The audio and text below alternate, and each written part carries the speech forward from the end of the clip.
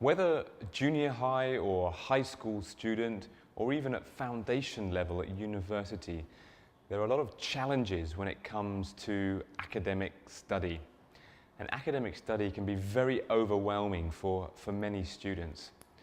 For example, if we take this example of an academic reading text for students, it can be very dense, a lot of technical academic words, and students can lose confidence very quickly. So where can we start in terms of building their confidence with academic study? One key starting point is a strong foundation in academic vocabulary. For example, the academic word list. We're going to have a look at the academic word list, what it is, why it's important, and how we can start integrating it into our classroom. So the academic word list was developed in the year 2000 by Avril Coxhead out of the University of Auckland there in New Zealand. So it's a list of approximately 3,000 academic words, not including those high-frequency words found in the general service list. These are different words. And they consist of 570 head words. And of those 570 head words, they're divided into 10 different sublists, depending on the order of their frequency. So the most frequent academic words you'll find in sublist 1. So here's an example of a word found in sublist 1, analyze. So in the academic word list, it will contain the full word family, not just the single word.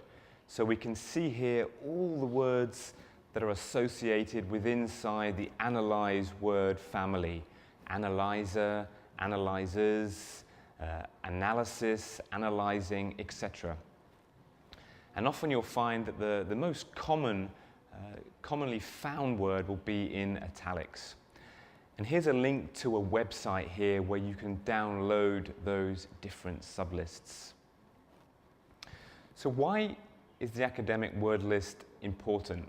Well, in order to have coverage of academic texts, we need to understand between 95 and 98% of the words in that text.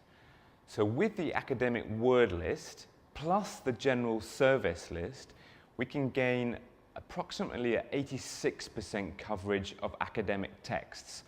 So our students are well on the way to being able to understand the majority of academic texts.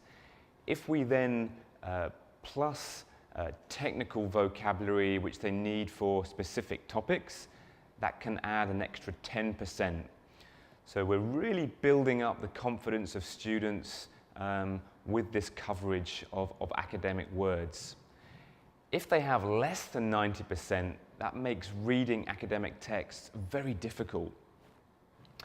So if we're exposing our students to academic words, we're teaching them explicitly, they're practicing the academic words in context, studies show that a 1% increase in academic vocabulary can have a knock-on effect of around 2.3% in understanding. So in summary, the academic word list can help give us coverage of approximately 86% of academic texts. It can help students understand texts faster and more easily, both reading texts but also listening as well. And with practice as well, this can really have an impact on how much we understand when we read or listen to academic texts. So let's have a look at the how part. So what we need as teachers is a simple, guided, clear approach, or a systematic approach of teaching these academic words. but also at the same time, we need meaningful, engaging, and memorable activities.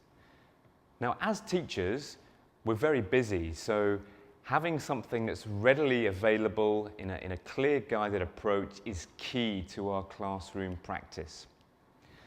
So I'm going to show you some examples from the Skillful Second Edition coursebook and how the academic word list is integrated into each unit.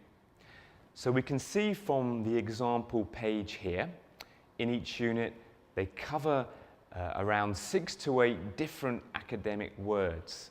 So firstly, we can work with a definition and pronunciation of that key word. We can then move on to the use and meaning of those words. And then importantly, we can personalize the use of those academic words through some discussion activities. Now let's have a look at a few practical activity tips about how you might deal with these kind of pages that integrate the academic word list. So firstly, dealing with maybe definitions and pronunciations. So why not check out, there's a very good free online dictionary, the Macmillan online dictionary.com, with both British and American English.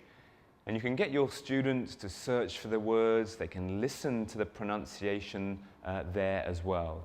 A very good starting point.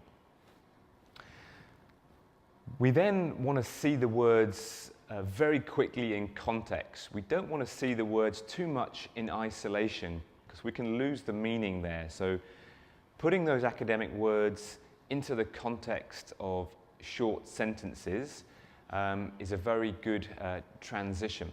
So here the students look at the sentences and they try and work out the meaning of the words themselves. They create awareness around these words and they try and match each word to the definitions below. So using the words in the context of a sentence. We can then move on to activities such as gap fill type activities. Again, they're thinking about which word or which word within that word family will fit best inside the context of these sentences. Again, all these activities are pre-prepared, pre-planned for teachers to save them time. If you want, as a teacher, you can sort of personalize or make these activities even more engaging by, for example, doing an activity where students have to complete the sentence. So here the teacher has written a few interesting sentences which integrate those academic words. For example, we have the academic words concluded, random, and revealed. So here the teacher has prepared some example sentences such as, after meeting her, I concluded that, and students have to work in pairs or groups to try and come up with it can be a very sort of fun or imaginary sentence, but obviously it has to be grammatically correct. So they work together and come up with interesting endings to those sentences. One other key aspect when we're dealing with academic words is the use. So being able to use the word through spoken and written production. There's no point in just knowing the word. We need to be able to use it in meaningful contexts as well. So this is where personalization comes in. So we can see from this task here, it's a discussion task. So we've done all the definitions, the practice activities. Now it's time to apply through some discussion questions.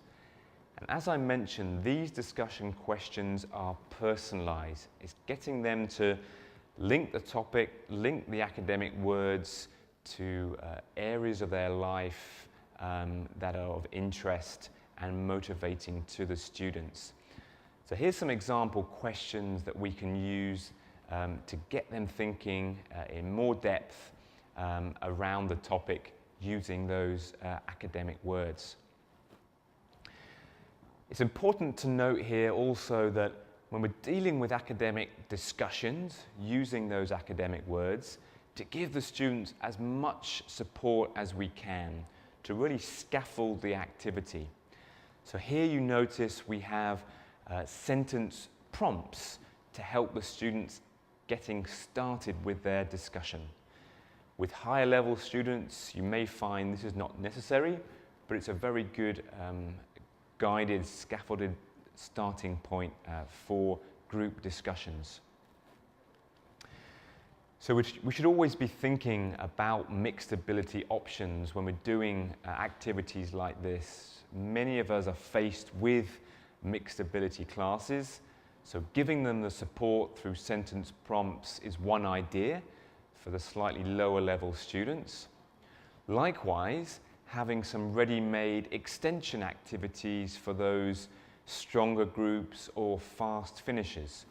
So here in the teacher's guide of Skillful Second Edition, we have some additional useful questions for those fast finishers to address in their groups.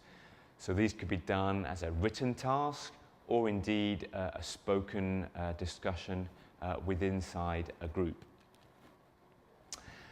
When we're dealing with group work and integrating these academic word lists, again, it's really important to create meaningful, engaging, memorable tasks for them when they're using these academic words. So one idea here is setting up a little interview with a famous person, maybe a singer in this context. So in small groups, they choose a famous person. So maybe a singer like Justin Bieber or a famous singer from your country. And in their group, they discuss and write some questions they want to ask that famous person using the target academic vocabulary. So each question should integrate at least one of those academic words they have been studying. They then nominate one student in the group to be that famous person, and then they take it in turns to ask questions to that famous person inside of their group. So for example, here are the academic words from the lesson, and here are some example questions that they could come up with in their group to ask that famous person. So, who usually accompanies you on your world tours? What is your annual income? Etc., etc. And your students can have some fun with that activity to make it nice and engaging, nice and memorable. So I hope you'll go out there and start integrating the academic word list into your classes, and I wish you good luck with teaching academic vocabulary.